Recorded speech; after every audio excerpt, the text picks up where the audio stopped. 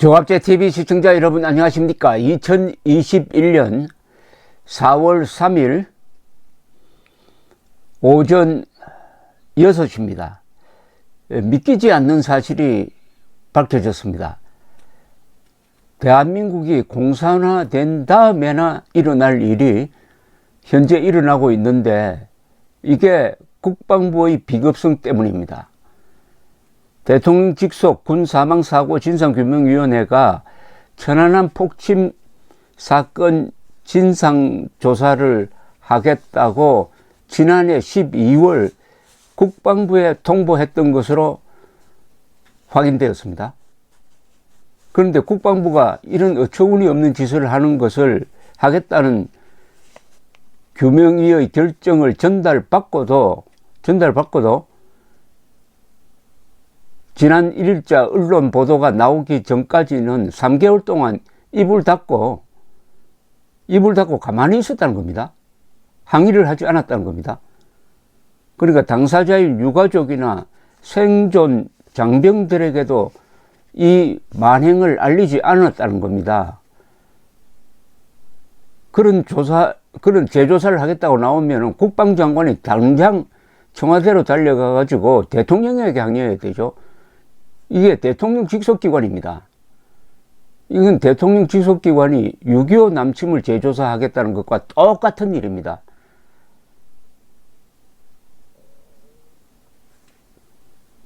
이 규명위 관계자는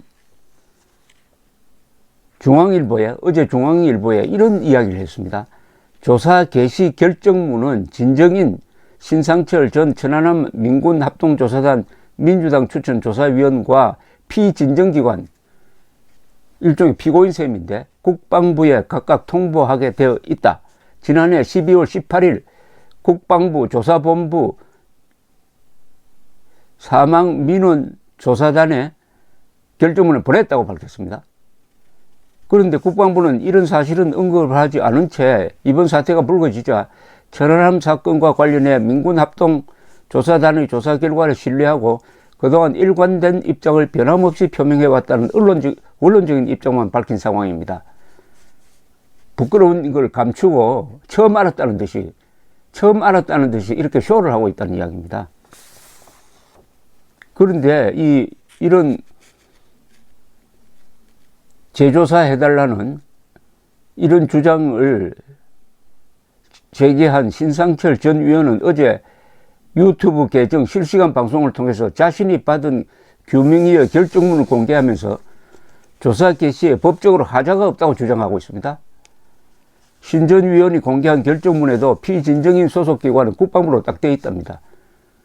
이와 관련해서 규명위 관계자는 군 업무사 사건의 피진정인은 국방부 장관이기 때문에 그렇게 기재하게 되어 있다고 설명했고, 결정문 내용이 서욱 국방장관과 청와대에 보고됐는지 여부가 이제 앞으로 주목됩니다. 그러면은 국방장관과 대통령이 책임져야 합니다. 군 소식 등은 실무선으로 들어왔다고 해도 통상 이런 큰 사안은 반드시 장관에게 보고하게 되어 있다. 그럴 경우 청와대 국가안보실 등에도 보고됐을 것이다 라고 말했습니다. 이에 대해 어제 오후 국방부는 실무부서에서 세부 내용을 확인하지 않은 채 위임 정결 처리했다. 장관에게 보고되지 않았다. 이 점에 대해 유감스럽게 생각한다. 이게 말이 됩니까, 이게? 이런 큰 사건이 났는데 장관 모르라 하고 아래 사람이 위임에 알아서 뭘 했다는 겁니까? 제가 며칠 전부터 이런 유오의 사건이 나면은 가장 큰 책임자는 국방장관이다. 문재인보다 더 나쁜 사람은 현재 국방장관이다라고 주장을 해왔는데 이게 사실로 드러났습니다. 그런데 어제 이 규명위원회는 긴급회의를 소집해가지고 재조사 진정에 대해 위원 7명이 만장일치로 각하 처리를 했습니다. 그 이유는 이렇게 되어 있습니다. 진정인이 천안함 사고를 목격했거나 목격한 사람에게서 그 사실을 직접 전해들은 자에 해당한다고 볼 만한 사정이 보이지 않아 관련 법 제17조 제1항 제1호에 따라 각하 결정했다고 밝혔는데, 이게 웃기는 게, 근데 조사를 하겠다, 재조사를 지시한 재소 수사를 지시하기로 한 결정문도 똑같은 법조항을 들어가지고 이번에는 그때는 각하 사유에 해당하지 않는다고 했다는 겁니다. 똑같은 법조항을 완전히 180도로 거꾸로 해석했다는 겁니다. 같은 법조항을 가지고 조사 개시 결정을 내리고, 어제는 같은 법조항에 근거해가지고 조사를 하지 않기로, 즉 각하 결정을 내렸다는 겁니다. 똑같은 법으로 재판을 비유하면은 무죄를 선고하고 그 다음에는 유죄를 선고하고 이렇게 했다는 겁니다. 이거 코미디 아닙니까? 코미디가 아니라 이거는 범죄입니다. 이거 반드시 수사를 해야 됩니다. 아니, 공안검사 지금 어디에 있습니까? 이게 반국가단체를 이롭게 하기 위한 것이 아니라고 볼 수가 있습니까?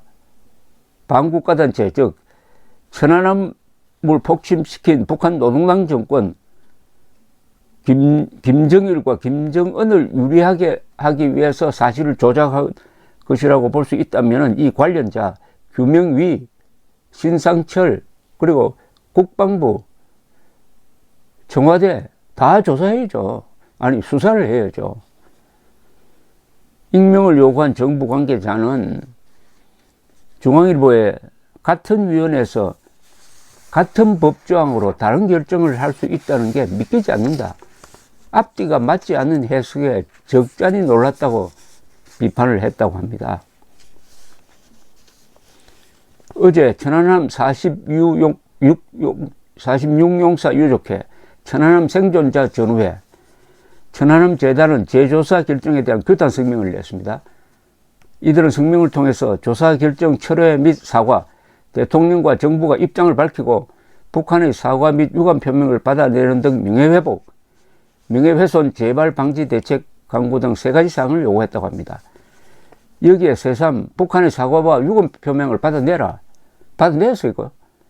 그때 범인 김명철 정찰국장을 책사 대접하면서 한국에서 특별 대우해 준 거는 여러분들 다 아는 거 아닙니까? 한국에 오는 즉시 체포를 했어야죠. 이런 조치가 이루어지지 않을 경우 법적 조치 등 모든 수단을 동원해 강력히 대응할 것이라고 했습니다. 청와대는 아직도 아무런 입장도 밝히지 않고 있습니다. 지난 26일 수해 수호의 날 기념식에서 천안함 때 아들을 잃은 고 민평기 상사의 모친인 윤청자 여사가 옆에 앉은 대통령 영부인 김정숙 씨가 끌어안으려고 하니까 밀치면서 왜 북한에 벌벌 떠냐라고 선소를 했다고 합니다. 그 방송이 나갔을 때는 조금 너무 심하게 하지 않았냐 하는 생각도 들었습니다. 그런데 바로 이런 상황이 벌어지고 있었다. 한편에서는 대통령 영부인이 그렇게 하고 뒤에서는 청와대 직속기관이 윤 청자 씨 가슴에 대못을 또 박는 이런 짓을 하고 있었다. 이거는 이 일련의 상황은 반역입니다. 이게 국가 반역이에요. 국가 반역입니다. 어제 목함 지뢰 사건의 영웅인 한 부사관이 이런 이야기를 했습니다.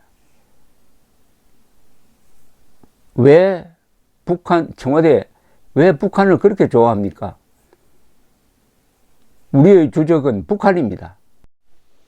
핵무장한 북한 노동당 정권이 대한민국 공산화를 목표로 천명하고 있는데도 불구하고 문재인 정권이 북한 노동당 정권과 북한군을 주적으로 봐서는 안 된다고 한다면은 문재인 정권을 주적으로 볼 수밖에 없습니다. 적을 적으로 보지 말자는 사람은 그 사람이 적이거든요. 그러니까 이 국방부 장관, 역대 문재인 정권 들어서서 세 명의 국방부 장관은 북한군을 적으로 보지 않는 사람입니다. 북한군을 적으로 보지 않는 국군은 존재 이유가 없습니다. 그런 군대는 괴뢰군이 될 가능성이 농후합니다.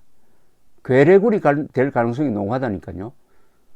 아니, 적이 눈앞에 있는데 적을 적으로 보지 않겠다고 하면은 대한민국 국가 이익과 국민의 생명, 재산, 자유를 지킬 의지가 없다는 것 아닙니까?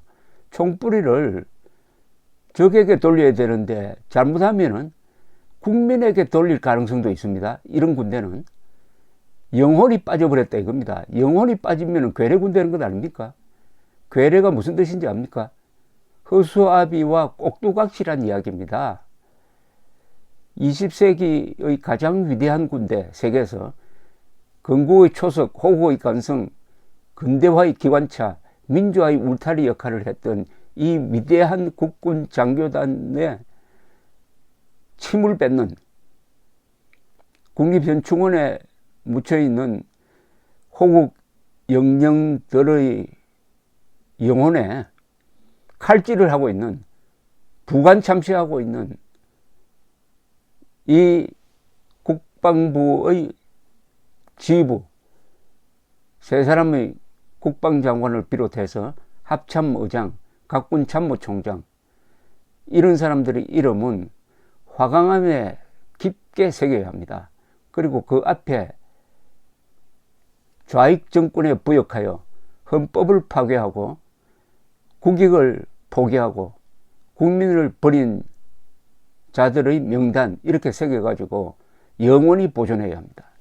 감사합니다.